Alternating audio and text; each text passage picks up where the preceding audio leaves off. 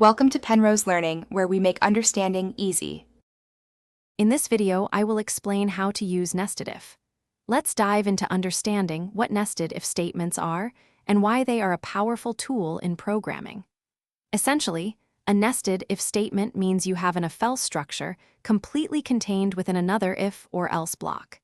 This creates a hierarchical decision path, where a second condition is only evaluated if the first condition has already been met. It's a fundamental concept for building robust conditional logic.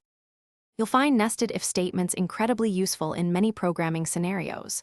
For instance, imagine you need to check if a user is logged in, and only if they are, then verify their specific role, like an administrator. This sequential checking is a perfect fit. Another common use is validating input. First, check if a value exists, and then, if it does, check if it falls within a specific range, perhaps between 0 and 100.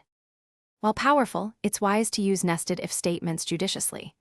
Aim to keep your nesting depth to a minimum, ideally no more than 2 or 3 levels deep, to prevent your code from becoming difficult to read and maintain.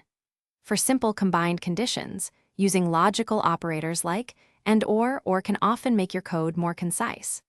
Also, for multiple distinct choices, a switch statement might offer a cleaner alternative to deeply nested if-else structures. Let's walk through a quick example. Suppose you're building a system where only logged-in administrators can access a certain feature. You would first use an outer if statement to check if the user is logged in. If that condition is true, then inside that block, you'd place a second, inner if statement to verify if their role is administrator. This two-step verification ensures that both critical conditions are met before the user gains access to the restricted functionality. Thanks for watching. If this was helpful, leave a like and consider subscribing. See you next time.